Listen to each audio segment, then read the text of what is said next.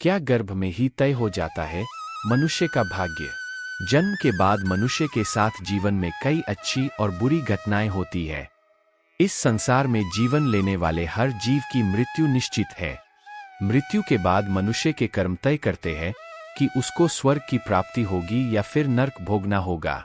जन्म के बाद मनुष्य के साथ जीवन में कई अच्छी और बुरी घटनाएं होती है। अच्छी घटनाओं के लिए मनुष्य अपनी किस्मत की सराहना करता है, तो बुरी घटनाओं के लिए वह अपने भाग्य को कोसता है। अब ऐसे में सवाल मन में आता है कि भाग्य का लेखा जोखा मनुष्य के जन्म के पहले से ही तय होता है या उसके जन्म के बाद निर्धारित होता है। तो चलिए जानते हैं मनुष्य के भाग्य से जुड़ी ये प्रमुख बातें। कब निर्धारित होता है मनुष्य का भाग्य? कि किसी भी मनुष्य के भाग्य की 5 चीजें मां के गर्भ में ही तय हो जाती है, जिसे कोई भी बदल नहीं सकता। कि मनुष्य को अपने जीवन में धर्म के मार्ग पर चलकर ज्ञान और धन कमाना चाहिए, जिससे समाज में उस व्यक्ति की प्रतिष्ठा बनी रहे। मनुष्य को अपने जन्म के बाद धर्म, अर्थ, काम और मोक्ष यह 4 चीजें प्राप्त कर लेनी चाहिए। धर्म के कार्य करते हुए व्यक्ति को धन संपदा प्राप्त करनी चाहिए।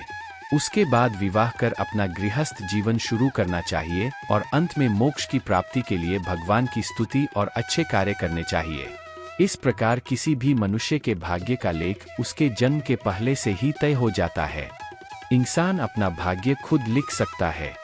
भाग्य इंसान खुद लिखता है और अपने मुकाम को हासिल करता है। कई लोग बोलते हैं कि ईश्वर द्वारा भाग्य लिखा जाता है, तो कुछ लोग कहते हैं ग्रह नक्षत्र द्वारा भाग्य तय होता है। लेकिन इंसान अपना भाग्य खुद लिखता है। वह अपनी मेहनत और ईमानदारी से अपना भाग्य बदल सकता। ग्रह नक्षत्र और भाग्य के बारे में अनेक धारणा एवं मान्यता प्रचलित है। कुछ लोगों का मानना है कि भाग्य ईश्वर के द्वारा रचित है, तो कुछ लोग मानते हैं कि ग्रह नक्षत्र हमारा भाग्य तय करते हैं, तो कुछ कहते हैं कि भाग्य हमारे द्वारा किए गए कर्मों के आधार पर बनता है। मनुष्य शुभाशुभ कर्म करता है, ईश्वर मनुष्य को उसके कर्मानुसार फल देता है और ग्रह नक्षत्र कर्मफल की सूचना देने के माध्यम है। कैसे बनता है किसी भी व्यक्ति का भाग्य? मनुष्य अपने भाग्य का स्वयं निर्माता है। श्री कृष्ण की गणनाएं व्यक्ति के भाग्य और सुख दुख के बारे में सूचना देती है। अगर देखा जाए तो व्यक्ति पूर्व में जो कर्म करता है, उसका फल भाग्य के रूप में उसे देरस्वेर प्राप्त होता है। यानी कि किसी भी व्यक्ति के भाग्य को उसके द्वारा पहले किए गए कर्मों का प्रतिफल कहा जा सकता है। कर्म फल कितने समय बाद भाग्य बनता है, इसी प्रकार किए गए कर्मों को भाग्यफल बनने के लिए कभी कभी कुछ समय की आवश्यकता पड़ती है और कभी कर्म फल तत्काल प्राप्त होता है। यही विधि का विधान है। पूर्व में शुभ शुभ कर्मों के फल को एकत्र कर भविष्य की घटनाओं का सृजन होता है। हर व्यक्ति अपना भाग्य अपने कर्मों द्वारा स्वयं ही लिखता है।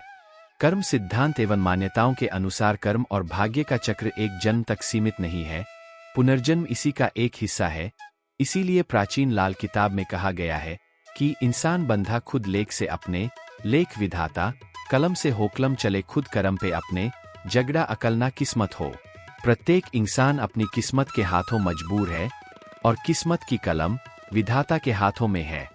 ईश्वर की यह कलम जो इंसान की किस्मत का निर्धारण करती है, इंसान के खुद के कर्मों पर निर्धारित होती है। लाल किताब कहती है कि किस्मत के लेख का जगड़ा न तो किस्मत का है और न ही अक्ल, बुद्धि का है, बल्कि इनका समन्वय ही मानव जीवन है। कर्मों के द्वारा ही भाग्य में परिवर्तन लाया जा सकता है। पिछले जन्म के कर्म और इस जन्म के कर्म दोनों के मिलेजुले संयुक्त परिणाम को भाग्य कहा जाता है।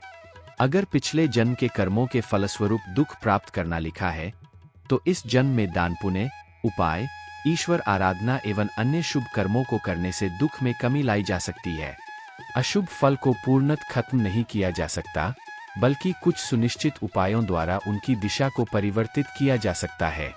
कुछ नए शुभ कर्मों द्वारा बुरे कर्मों से प्राप्त होने वाले परिणाम के बीच कोई मजबूत अवरोध खड़ा कर दिया जाए, तो शुभ कर्मों से बनी दीवार से मुसीबतें टकराकर निष्फल हो जाती है। उचित दिशा में सही कर्म करने से भाग्य बदलने लगता है। बस हमें सही कर्म करने का रास्ता, सही तरीका, सही विधि, सही समय का पता होना चाहिए। इच्छा शक्ति और दृढ़ संकल्प इंसान को रंग से राजा बन सकता है। और एक अज्ञानी को महाज्ञानी। इसलिए अगर भाग्य बदलना हो तो सबसे पहले अपनी इच्छा शक्ति और संकल्प को मजबूत करें और सही दिशा में किसी योग्य गुरु के मार्गदर्शन में कर्म करें। निश्चित ही सफलता आपको प्राप्त होगी। मजबूत इच्छा शक्ति एवं दृढ़ संकल्प के द्वारा जीवन को निश्चित रूप से बदला जा सकता है।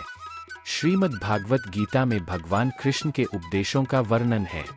गीता के ये उपदेश श्री कृष्ण ने महाभारत युद्ध के दौरान अर्जुन को दिए थे।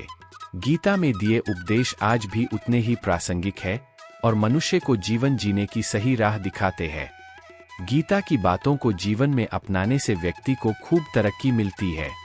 गीता एकमात्र ऐसा ग्रंथ है जो मानव को जीने का रंग सिखाता है। गीता जीवन में धर्म, कर्म और प्रेम का पाठ पढ़ाती है। गीता के अनुसार कुछ लोगों के प्रति हमेशा वफादार रहना चाहिए। गीता में श्री कृष्ण कहते हैं कि हमारा भाग्य हमारे ही अतीत के कर्मों का फल है। उसी तरह हम आज जो कर्म कर रहे हैं वो हमारे आने वाले कल को निर्धारित करेंगे। इसलिए हमें हमेशा अपने कर्म अच्छे रखने चाहिए ताकि हमें इसका फल भी अच्छा ही मिले। गीता में श्री कृष्ण कहते हैं, उनके कर्जदार और वफादार हमेशा रहिए जिन्होंने आपके बुरे समय में आपका साथ दिया। अंजाम की खबर तो करण को भी थी लेकिन बात तो मित्रता निभाने की थी। श्री कृष्ण कहते हैं, शांति, सौम्यता, मौन, आत्म संयम और पवित्रता, ये पांचों चीजें मन को अनुशासित करती है। हर व्यक्ति में ये सारे गुण होने चाहिए तभी वह सही मार्ग पर चल सकता है। गीता में कहा गया है कि आप किसी का भाग्य नहीं बदल सकते लेकिन अच्छी प्रेरणा देकर उसका मार्गदर्शन तो कर ही सकते हैं। श्री कृष्ण के अनुसार जीवन में कभी मौका मिले तो सारथी बनना, स्वार्थी नहीं। अहंकार मनुष्य से वह सब करवाता है जो अंत में उसी के विनाश का कारण बनता है। इसलिए मनुष्य को जितनी जल्दी हो सके अपना अहंकार त्याग देना चाहिए। श्री कृष्ण कहते हैं, कर्म वो फसल है जिसे इंसान को हर हाल में खुद काटना ही पड़ता है। इसलिए हमेशा अच्छे बीज बोए ताकि फसल अच्छी हो। गीता के अनुसार हर इंसान में कुछ ना कुछ प्रतिभा होती है लेकिन अक्सर इसे लोग दूसरों के जैसा बनने में नष्ट कर देते हैं। वीडियो के अंत में लाइक, शेयर, सब्सक्राइब का बटन क्लिक करना ना भूलें और ज़्यादा से ज़्यादा हमारे वीडियो को शेयर करें। धन्यवाद।